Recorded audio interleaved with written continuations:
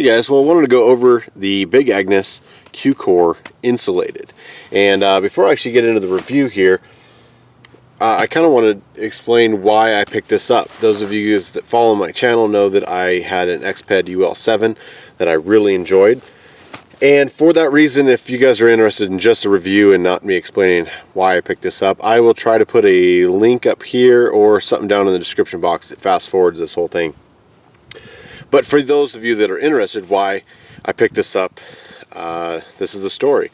I had the UL7, the XPED, really enjoyed it for about 2 years. About 10 days in to this year's fire season, I went to jump in my tent and realized that there was a funny noise.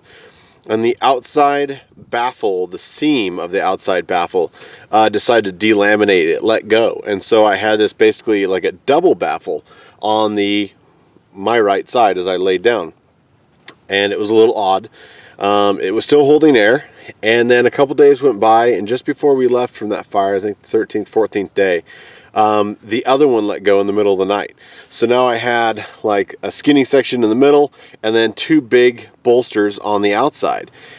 It wasn't super uncomfortable, but my biggest fear was it was going to keep doing that. I will say for the first year I think I had it, I blew it up just with my own breath.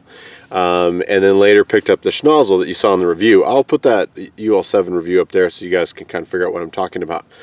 Initially, when I got back after one of my deployments, I made a really quick sort of impromptu video in the back of my pickup explaining and showing that exact problem with the UL7. Somewhere in the craziness of fire season, I deleted it, or it never got recorded in the rush to me. I usually only get 1 day in between going in and out of fires.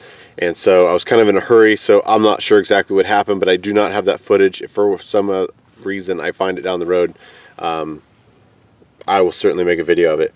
So anyway, I went to take the UL7 back to the local REI here in Bend, Oregon, and they were more than happy to exchange it. The problem is they didn't have any UL7s other than like the shorts or something, and I'd gotten accustomed to the wider ones. They're much more comfortable. They're a 25-inch wide. With my broad shoulders, I really enjoy that. Especially when I'm looking for comfort, like for wildland fire, instead of a backpacking scenario. So I was like, okay, well maybe I'll get the down mat. Well, they don't have that either. They didn't have much here at the local Bend REI, which they don't. They're just kind of a smaller store. I was kind of spoiled being in Seattle for so many years. I kind of half expect anything that they have is going to be in the store, which it isn't. So one of the only options they had was the insulated Q Core here, Big Agnes, and we'll get into blowing that up. So that is why I no longer have the UL7. Fire season is over. I basically, as we get into the review of this, I was disappointed enough that I'm going to be taking it back and seeing what they have. Before I took it back, I thought I would go over it. There's plenty of room in the stuff sack here. As you can see, I actually have a small cocoon travel pillow, and then I actually have an inflator in here, which we'll get into in a separate video. Maybe I'll do that this afternoon. Unfortunately, I can't take that one back. First thing you'll notice, if you've seen the UL7 review, is this is a much larger package to store in your bag, backpack, whatever you happen to be doing. Again, it's the, it comes with a repair kit, pretty standard. Inside there is, the glues and seals and stuff like that.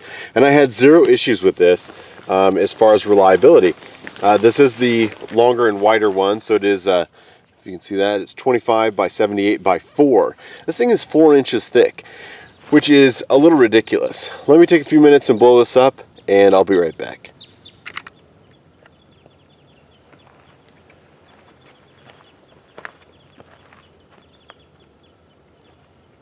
Hey guys, Beast here, and I want to go over the Big Agnes Q Core. This is their insulated model. The first thing that's going to stand out on this pad is the quilting of the baffles is completely different than a lot of other companies.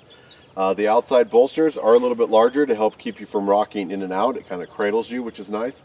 The alternating stitches of the baffles eliminates those continuous tubes of baffles of air that really kind of give you that waterbed effect as you lay on those. They kind of roll and whatnot. This is much more uniform. It feels much more stable, and it keeps you from wanting to sort of roll around. This thing is the 25 by 78 by 4. I've gotten to accustomed with my wide shoulders that I appreciate the 25-inch wide pads rather than the 20-inch wide that are a lot more common throughout backpacking stuff. At 4 inches, this thing is crazy plush. The only downside with that is the increased volume of air that you're going to have to inflate this. We'll get to that in a second with this valve, but it is extremely comfortable and has not let me down. I still have my original Big Agnes, sort of the copy of the X-Ped you guys have seen in other reviews. It's still going strong. The problem is it's a 20-inch wide pad and it's just not quite as comfortable. I initially bought the 20-inch wide because it worked with the Big Agnes pad that takes their sleeping pads and puts it in the bottom layer of their sleeping bag. As you can see, I have very wide shoulders, and at a 25-inch wide, they fit. I can actually keep my arms somewhat to my side. My elbows, land on the pad, even if I'm side sleeping or anything else. The issue I have with standard backpacking 20-inch wide is my elbows then drop off the pad. And it's very uncomfortable to sleep on your back with your arms and elbows down 3 or 4 inches below where your back is. But for the Q Core, I can't say enough about the comfort. It is a little bit bulkier. We'll show that here in a second after we deflate it. The main issue I've had is with the valve. Those of you guys that have had to deal with the standard sort of twist lock valve, and if you've ever used an X-Ped, it's really hard to go back. And we'll get into that in just a second. I think the only negative down point of this entire pad is the standard twist lock valve. They take a long time to deflate and they take even longer to inflate. We'll go over some of the items. There's a Thermarest Neo Air. I'll do a separate review and put that link up there. And the actual Big Agnes company does carry a sort of schnozzle, if you saw my UL7 review, that is a bag system that allows you to blow it up using a bag. If you have difficulties with your lungs and things like that, that is handy. Honestly, there's nothing wrong with this pad. It's just once you've gone to a flat open valve like the X-Ped system, you don't want to have to go back. Even on a leisurely outing like today, this is a quick overnight that I brought this out. Generally, I would say during the summer, during wildland fire season, the more time I have that I can set up and take down, it's just that much more time I have to do other things. And it's the only down point is that valve. Otherwise, this thing worked flawlessly, and I highly recommend it, especially if you guys are looking for a thicker, more plush system. The Q Core by Big Agnes is terrific. Well, there you go, guys. That is the Q Core insulated by Big Agnes. Again, it's a great bag, fantastic. I love the alternating stitches, so the baffles, it really does not even feel like an air mattress. It's very stable. It is super comfortable at 4 inches thick. I appreciate the availability in the wider 25 inches, as I discussed. It really isn't that big considering that this is a 4-inch pad for the comfort. You could really use this as car camping, luxury style, but in a backpacking size. They did a terrific job with that.